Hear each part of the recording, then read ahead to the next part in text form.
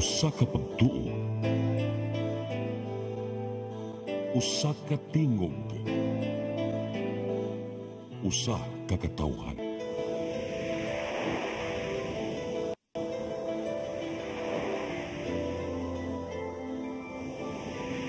Cebu Catholic Television Network.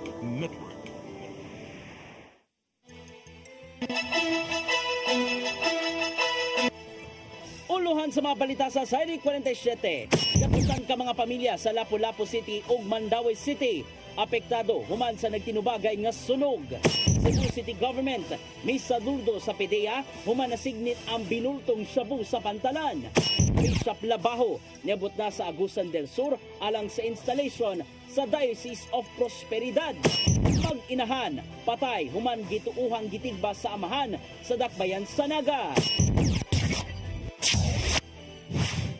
Sugbo, Kabisayan ug Mindanao, Pilipinas ug katawhan kutos maabot atong Sibya sa tibuok kalibutan mayong hapon.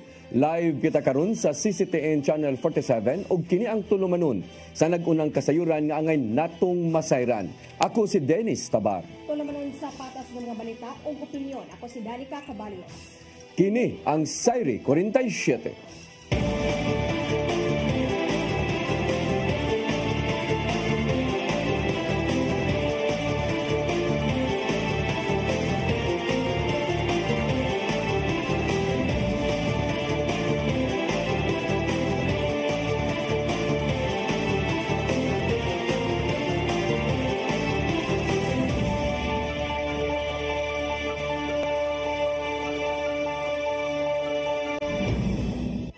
Karon sa kumpletong detalye sa atong mga balita, moabot sa 126 ka mga pamilya o 477 ka mga tao ang nawad-an og pinuy-anan sa sunog nga miigo sa may sitio Pukang, boundary sa Barangay Luok ug Upaw sa siyudad sa Mandaue.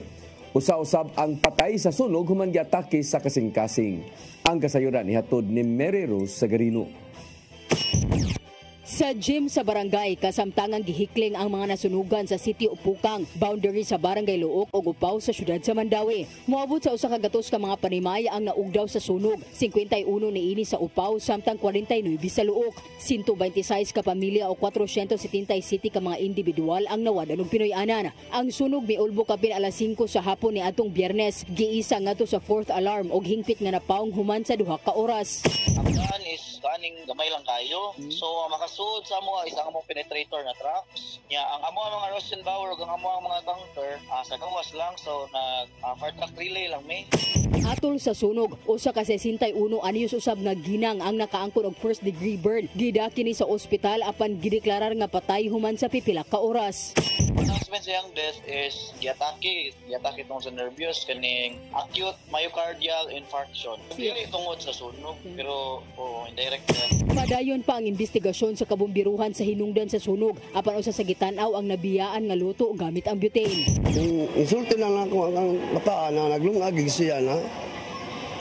Naglungag siya. Ang katong papel nga gikuanan nga iya sindi siyang butin.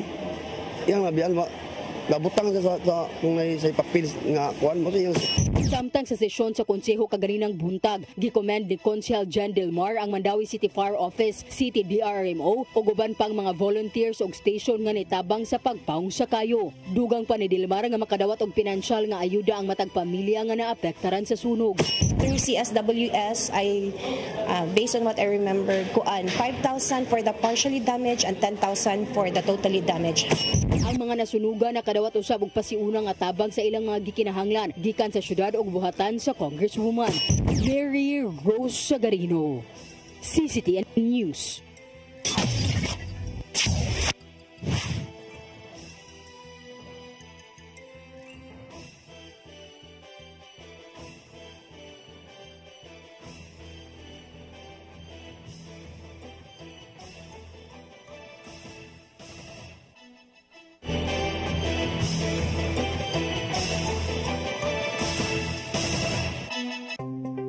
Discover the beauty of the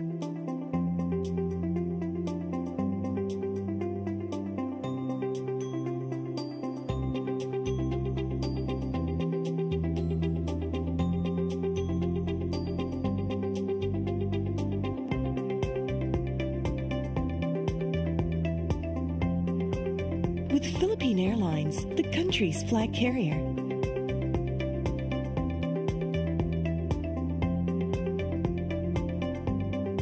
The airline that lets you feel the warmth of the nation.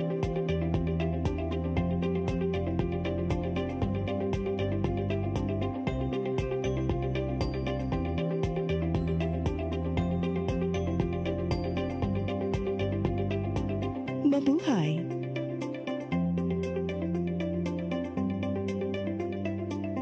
Speed powder comes in different variants, each with their own unique fragrance that gives long-lasting, clean, and fresh scent to your clothes, has microscopic speckles that helps penetrate the dirt, and contains additional whitening agents.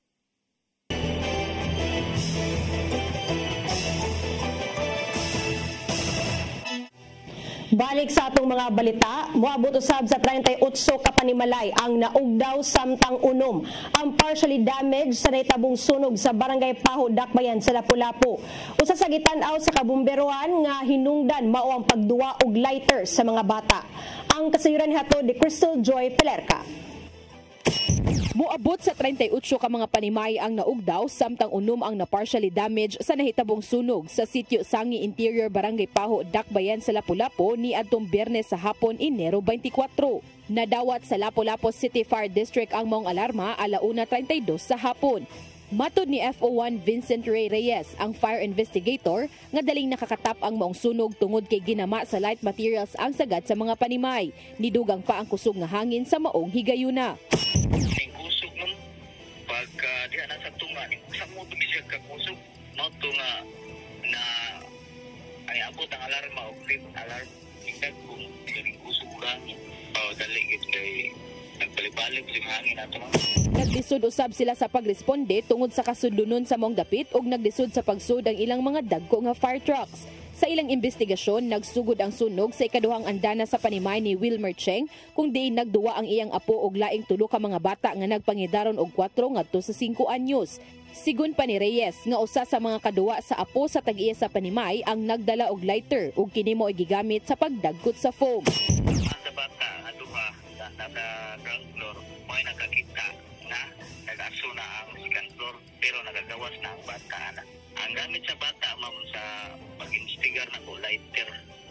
Nagduwa-duwa sila sa second floor sa higdaanan sa may food. Ugang ni Reyes nga usa lang kini sa ilang gitan-aw nga posibleng hinungdan sa maong sunog apan nagpadayon pagihapon ang ilang investigasyon. Giban-abanang moabot sa 648,000 pesos ang gibiling danyo sa maong sunog. Wala ra hinuoy gikatahong naangol sa maong insidente. Ang mga nasunugan gipahiluna sa duha ka evacuation center. Ang uban anaa sa San Miguel Gym sa Barangay Pusok, samtang ang uban anaa sa Barangay Paho Gym ug kasamtangan na silang giatiman sa lokal nga kagamhanan.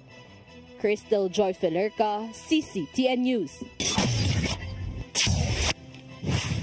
Pipila ka mga probisyon ang i-amend ubos sa water code sa probinsya sa Sugbo. Giduso kini ngadto sa Hunta Probinsyal. Matod sa nagduso sa ordinansahon nga ipaubos sa inventory ang mga tinubdan sa tubig aron dili abusuhan sa uban. Ang kasayuran ihatod ni Gian Navarro. Giduso na sa Hunta Probinsyal ang ordinansahon aron i-amend ang water code sa probinsya sa Sugbo ubos sa second reading. Sumapa sa nagduso sa ordinansahong si Bukal John Ismael Borgoña sa Tercero Distrito nga kinahanglang ipaubos sa inventory sa LGU ang mga tinubdan sa tubig. Alang sa mga bot usab nga magparehistro, kinahanglan makig-alayon ngadto sa giumol ni ng Provincial Water Resources Authority.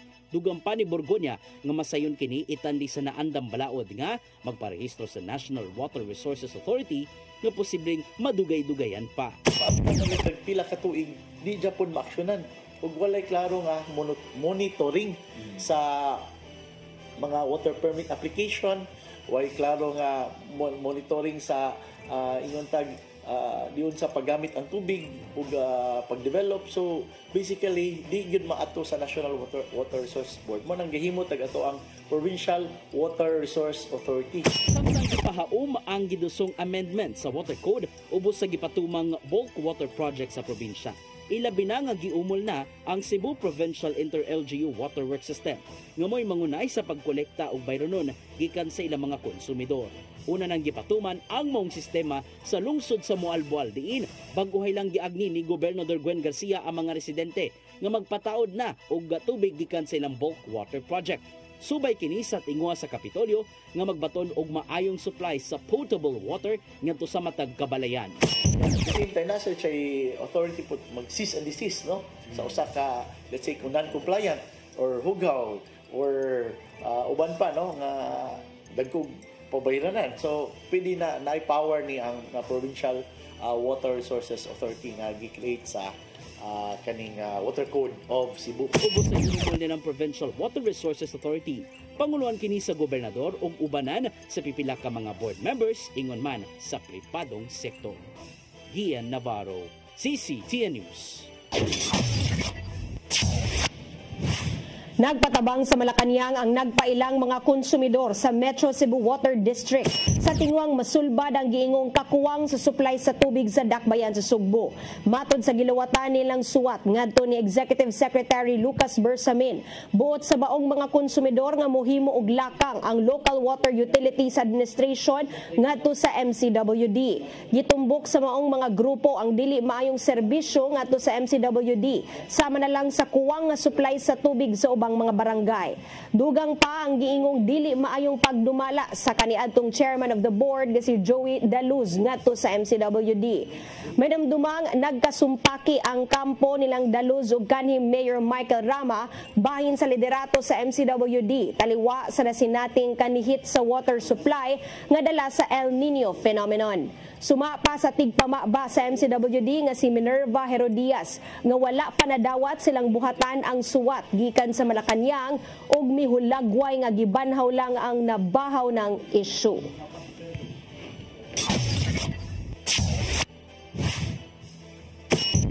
Musunod, Cebu City Government misaludo sa PDEA 7 human nasignit ang binultong shabu sa pantalan. Bishop Labajo niabot na sa Agusan del Sur alang sa installation sa Diocese of Prosperidad. Kanaguban pa mga balita sa bagbalik sa Sairi 47.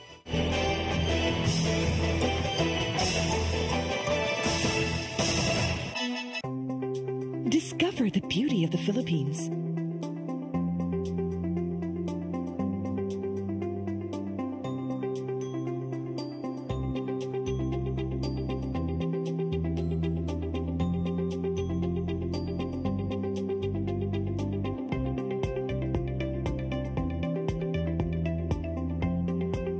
With Philippine Airlines, the country's flag carrier.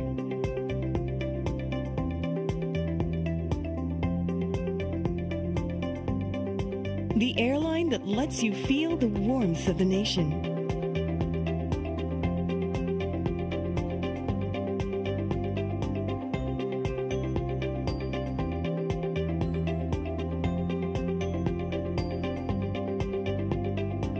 Mabuhay!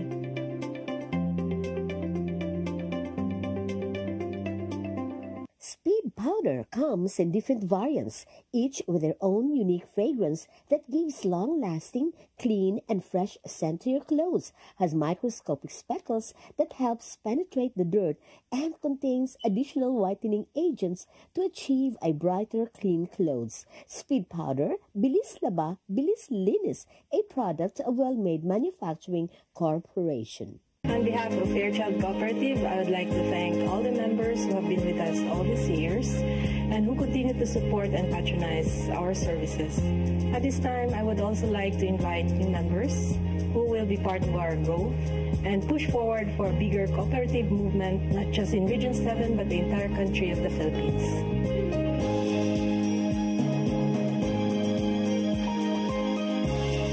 Fairchild Cooperative. Your cooperative, your community, your partner for life.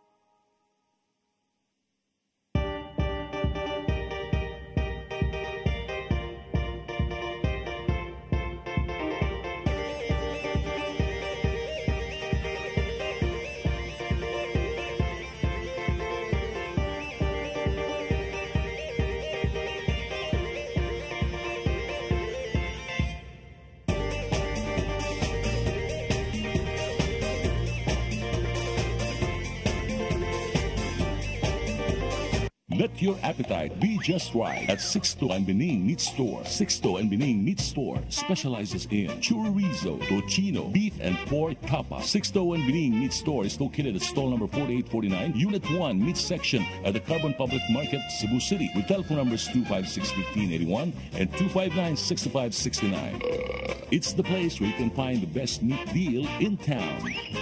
Buying your fresh meat at a low price? Come to Sixto and Bening Meat Store. Welcome to CCLEX, the future of toll bridges, where safety, convenience, and cutting-edge technology come together seamlessly.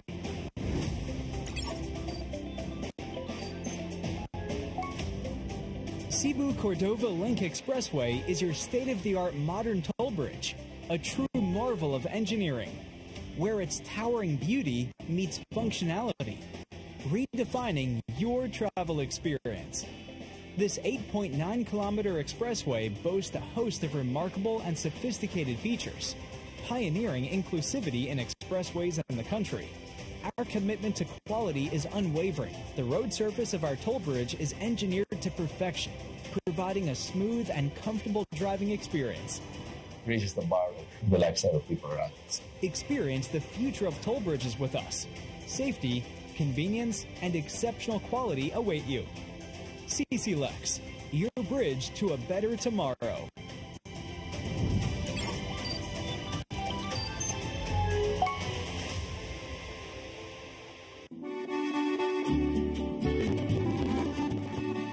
If you love the beautiful Italian furniture you are surrounded when you travel in Italy or anywhere in Europe, now you can find already in the Philippines with our different branches in Luzon, Visayas, and Mindanao from the multi-awarded Italian export furniture manufacturer based in Cebu. You can visit our showrooms in SM Limery, SM Lipa Batangas, Quimpo Boulevard, Davao City, SM Mindpro, Zamboanga, SM Seaside Cebu, Linkitkai Cagayan de Oro, North Reclamation Cebu, Banilad Cebu, and other showrooms nationwide. You can have the best Italian quality designs and finishing of your dreams. Giardini del Sole. You will forget the price, but our quality will stay with you forever. Our Cebu Banilad showroom is located at Governor Cuenco Avenue, Barangay Gasambagan, Cebu City. The SM Seaside showroom, second floor, City Wing, SM Seaside, Cebu City. Visit our Facebook and Instagram pages for more information or visit our website at www.giardinifurniture.com. Giardini del Sole.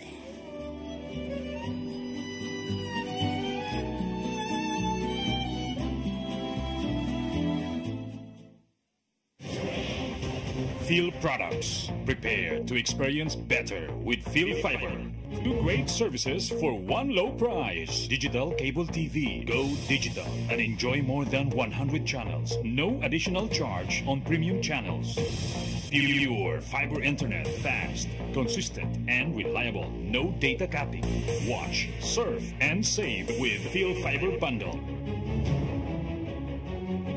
Indulge to your favorite channels and experience better with fast and reliable internet connection. Experience better with more premium TV channels with prompt customer assistance and technical support with fast and reliable internet connection. Get connected now with Phil Products and prepare to experience better. We promise to expand our services coverage. For more information and inquiries, visit us at Phil Products Main Office, North National Highway, Bantayan, Dumaguete City.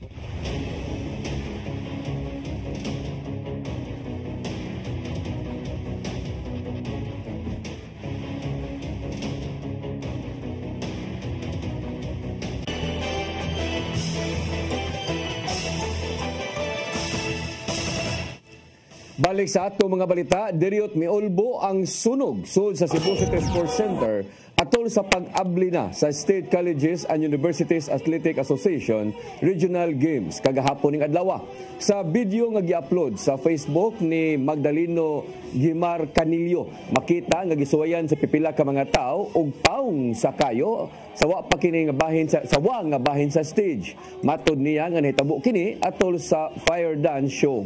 Gikataho nga nabiyaan sa usa sa mga dancers ang iyang firelight aron mo perform og laing routine nga maoy hinungdan sa sunog sa stage nga gidama sa kahoy.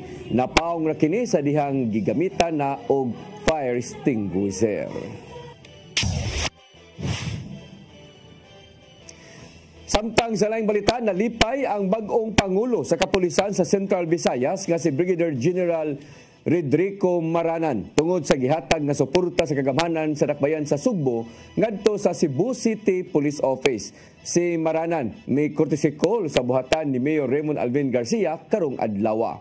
Ang kasayuran ihatod ni Arnold Bustamante.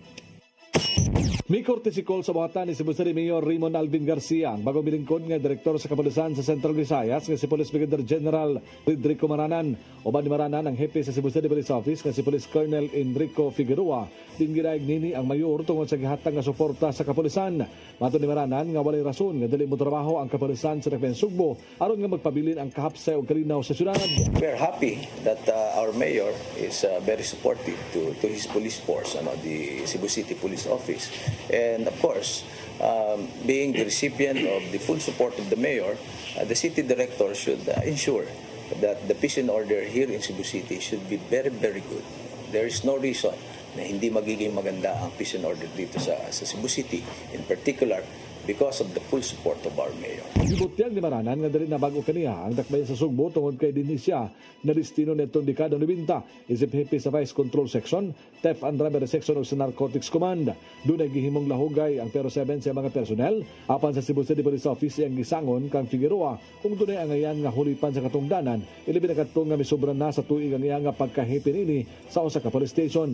Magbase siya sa performance sa usa ka police personnel akong kini himo base ang trabaho ug ito nagpasagad lang sa ihang performance ang ngayon na kinihulipan sa laing police official. Well, in Cebu City in particular, it depends upon the city director. But my instruction to him is ensure that our unit commanders or grand commanders are doing their job properly. So performance-based, merits-based, nothing else, nothing more. If you are performing good, if you are doing your job, then you stay there. If you are remiss on your job, you're doing your mandate, pinababayaan mo mga tao and your peace and order in your particular is not good, then we have to replace you with someone who will do the job. Sa wala pag-ibalhin sa Pero 7 si Maranan, nahimo siya nga hepe sa Police Regional Office 3 sa Luzon, hepe sa Quezon City Police District o nahimo sab siya katig pamaba sa PNP sa Campo Crame. Arnold Bustamante, CCTV News. Cebu City Government misaludo nga sa Philippine Drug Enforcement Agency 7 human na recover ang 170 million pesos nga shabu. Diha na napamatud-an sa mayor nga entry point ang Sugbo sa posibleng pagkuyana pa sa drugas sa ubang mga lugar sa Visayas. Ang kasayuran ni Hato Digian Navarro. Gisaluduhan sa Cebu City Government ang mga kadagkuan sa Philippine Drug Enforcement Agency human sa ilang malampusong buy-bust operation. Gipasidunggan karong adlaw sa City Hall ang mga sakop sa PDS-7, ilabi na ang ilang K9 dog na si Bayani. Si Bayani mao ang unang nakatimaho sa 25 kilos nga shabu sulod sa sakyanan. Silang gidiskarga na kini sa Pier 4 gikan mismo sa kauluhan. Maong na-recover nila ang balig 170 million pesos nga kantidad sa shabu ug nasikop ang mag-inahang nagdala niini. Diha na napamatud-an ni Mayor Raymond Alvin Garcia nga ang Sugbo mo'y agianan sa Kabisayan ug Mindanao kung isgutan ang pagdala og mga kargamento. Maong gikabalakan sa mga otoridad nga kung dili man ma-recover, posible pa kining mopaingon sa ubang lugar ang binultong shabu. But they stepped up their game. And tingali, that was one of the things that I said, aside from police visibility, what are the things that we want to achieve here in the city of Cebu for the next many months? The fight against illegal drugs. Okay, a lot of the petty crimes that's happening are a result of illegal drugs, the use of such substance. So I think that's also one of the things ilang gituman ng akong usa ka order nga will also focus on illegal drugs. Anda minong suportahan sa Cebu City Government ang PDS-7 aron padayonon ang pagsumpo sa illegal nga drugas sa komunidad. Gikan kini sa paghatag og moral hangtod financial support nga may makapadasig kanila sa subsub nga monitoring batok sa paghitak sa illegal nga drugas. Sanglit gitinguha man sa liderato ni Garcia nga di gyud na pa ang drugas sa ubang mga kabarangayan ning Dakbayan. Muna nga pasalamat ko nila, I commend them, and they still have and they will always get the support coming from the city government. Kato murag reward galito. But we will always support them in terms of allowances na sila, in terms of equipment, in terms of equipment, financial, moral, tanan. Ian Navarro, CCTN News. Girilibuhan na sa Philippine Coast Guard ang Deputy Commander sa Philippine Coast Guard Masbate tungod sa giingong pagpalusot sa binultong shabu paingon sa Sugbo nga may kantidad og 170 milyones ka pesos. Nimando si PCG Commandant Admiral Ronnie Gaban nga tangtangon sa pwesto ang mga opisyal alang sa investigasyon nga administratiba bato kaniya. May dipinsa usab ang opisyal nga doon na siya gitambungan nga courtesy meeting sa dihang miagi sa ilang pantalan ang sakyanan nga doon ay karga nga 25 kilos sa gidudahang shabu. Nasuta sa pasyonang investigasyon nga gilamo-lamuan ra sa pagsusi sa PSG Masbate ngadto sa mga kargamento maong dali ra kining nakasakay sa Roro vessel. Apan sa dihang niabot na sa Pier 4 ning Dakbayan sa Sugbo, dali kining natimahuan sa ilang canine dog nga si Bayani maong nasignit sa mga otoridad ang binultong shabu.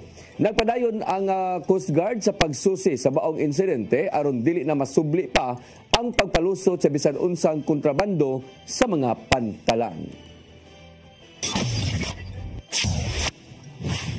Naguba nga manhole cover sa Barangay Maribago, Dakbayan sa Lapu-Lapu, gianam-anam na pag-ayo sa City Engineering Office.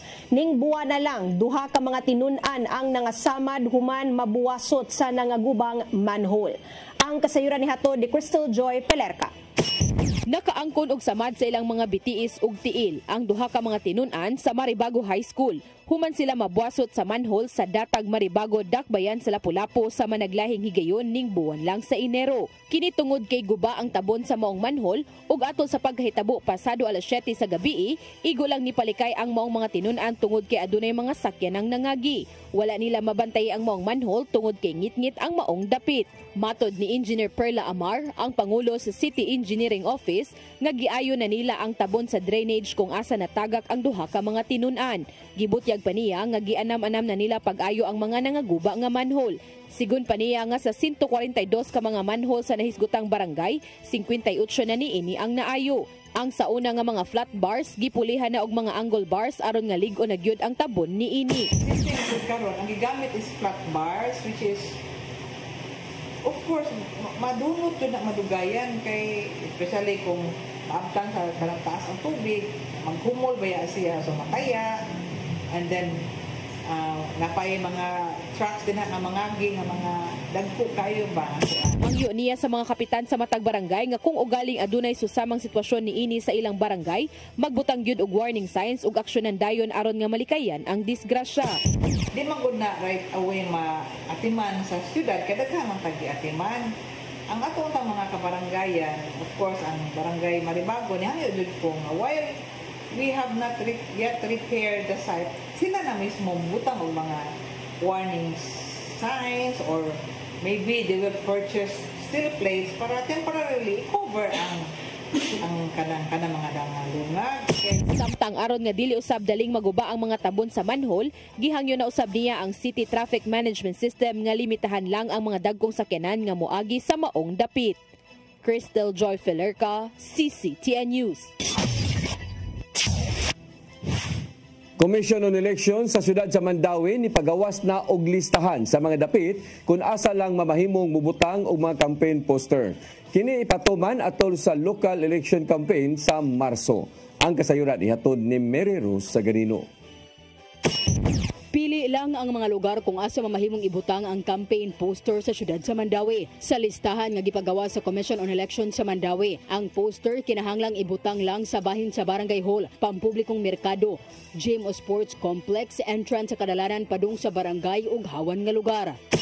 Pero dili siya pwedeng idikit direkta bitaw. For example, sa barangay hall. Di siya pwede idikit sa barangay hall. Kinahanglan buhatan siya structure nga adto ibutang ang ilang poster. Dili usab nga butangan ang kahoy og poste sa kuryente. Ipatuman kini atol na sa election campaign sugod sa Pebrero alang sa national candidate og Marso sa lokal nga kandidato. Ang mga makalapas pasidanaan sa COMELEC ang aspirant aron kuhaon ang poster o kung dili makuha mamahimo kining masilutan sa election offense. Para dili samok niya, dili ka nang daghan kay hipusunon ikahuman. Oh, may nang kanang na sa specific nga kuan. Noon matud ni Ruyan nga tungod wala pa man opisyal nga nagsugod ang campaign period, mamahimo pa ang gipangbutang nga poster. Free pa kay sila ron kay wala may campaign period. Matud sa election assistant ka magsugod ang ilang uplan baklas sa campaign materials nga nabutang sa dili common areas sa wala pa ang local campaign sa Marso 28. Mary Rose Sagarino, CCTN News. Malipayong gidawat sa mga residente ang bagong obispo sa Diocese of Prosperidad, Agusan del Sur nga si Bishop Ruben Labajo. Sa pag-abot pa lang sa Nasipit Port ganiyang buntag, giabi-abi siya sa mga tinun-an gikan sa St. Michael's College. Nakahigayon siya og himamat kang butuan Bishop Cosme Damian Almedilla og naghisgot sa mga plano bahin sa bagong diocese sa Caraga Region. Ugmang adlaway paygayon ng Santos nga misa og installation ceremony ni Labajo sa St. Michael the Archangel Cathedral sa Prosperidad, Agusan del Sur. Ang kaniadtong Cebu Auxiliary Bishop nga si Labajo maong unang obispo sa bag-o lang namugnang diocese sa Mindanao.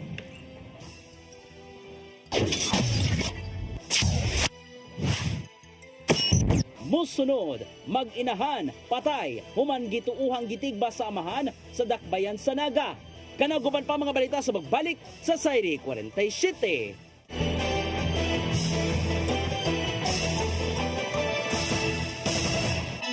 Speed powder comes in different variants, each with their own unique fragrance that gives long-lasting, clean, and fresh scent to your clothes, has microscopic speckles that helps penetrate the dirt, and contains additional whitening agents to achieve a brighter, clean clothes. Speed powder, Bilis Laba, Bilis Linis, a product of Well-Made Manufacturing Corporation. Your path to a new start.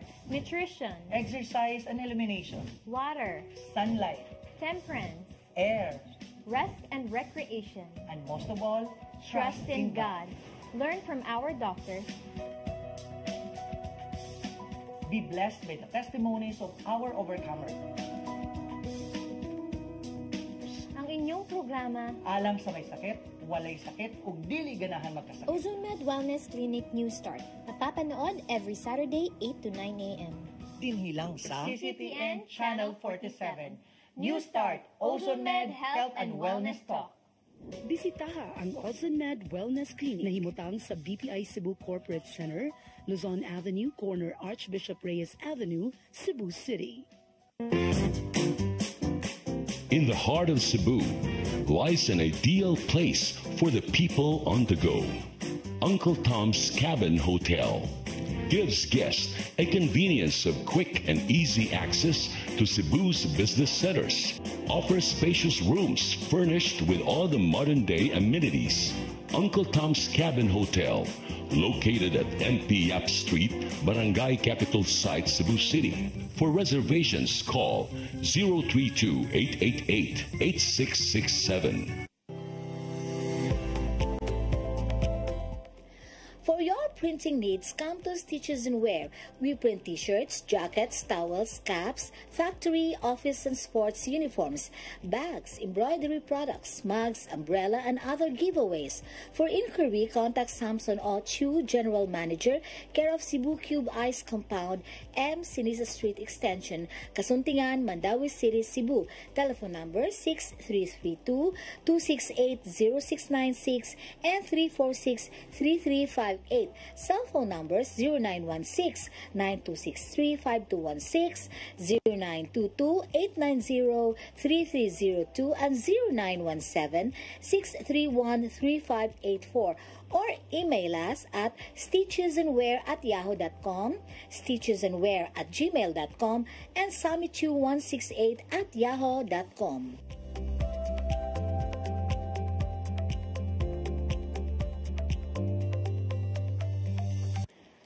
R.A.J. Laurente Construction and Development Philippines, General Contractor, General Building, General Engineering, Planning and Development, Electromechanical, and Consultants in Surveying and Mining.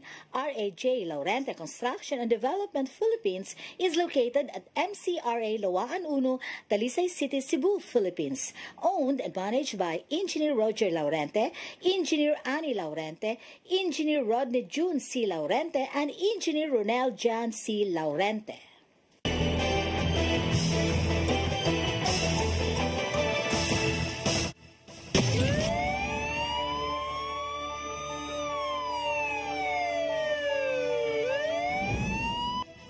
Balik sa ato mga balita, inahan og duha niya ka mga anak nga pulos mga minor de edad gipanigbas sa live-in partner nga usa ka buko bindor. Nasuta sa investigasyon sa PNP nga giingong miagi og rehab ang maong amahan tungod sa paggamit sa illegal nga drugas. Ang labing uwahin niini nga kalambuan nadakpa na ang suspek og giingong nakabsan sa kinabuhi. Ang kasayuran nihatod ni Arnold Bustamante. Patay diha dayon ang 32 anyos kinahan uban siya nga duha ka mga anak nga nagpagidaron pag 11 ug 2 anyos suman panigbasa sa live-in partner ni nga si Carlo Camporedondo. 32 anyos sa sulod sila nga panimalay pasado alas 10 sa buntag sa Purok Kamanggahan, Barangay Lutak, Sulod Sanaga, Probinsya Sugbo. Ang mga biktima giilang nga silang nga Jonelyn Jimenez, 32 anyos ug ang iyang duha ka mga anak nga silang Giancarlo Camporedondo, 11 anyos ug LG Camporedondo, 2 anyos.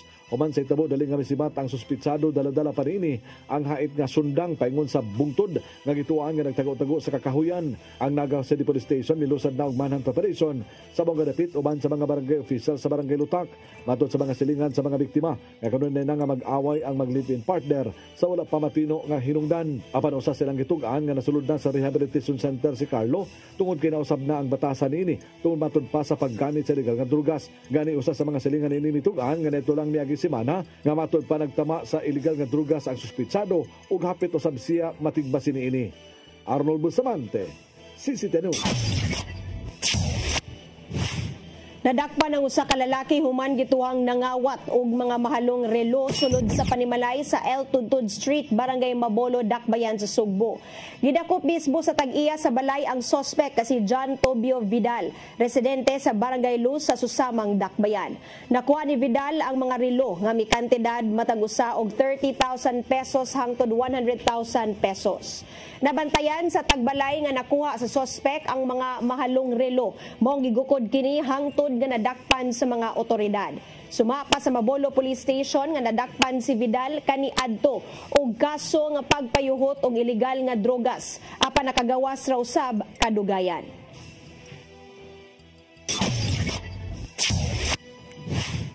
Managlahing dapit sa Sugbo nagpahigayon og kaugalingon nga Sinulog Festival agi og paghalad ngadto sa balang Batang Hesus. Gikalingawan na sa mga taga-norte ang Sinulog sa Carmen. Apan nahugya usab ang uban human nga napalyar ang fireworks sa Sinulog didto sa Badian. Ang kasayuran ihatod ni Gian Navarro. Wa panahuman ang Sinulog fever dinhi sa Sugbo. Maong nagpahigayon og nagkadayang kapistahan og halad ngadto ni Senyor Santo Niño niadtong adlong Domingo. Nahimong mabulokon ang bantugang Sinulog sa Carmen entero adlong Domingo didto sa lungsod sa Carmen.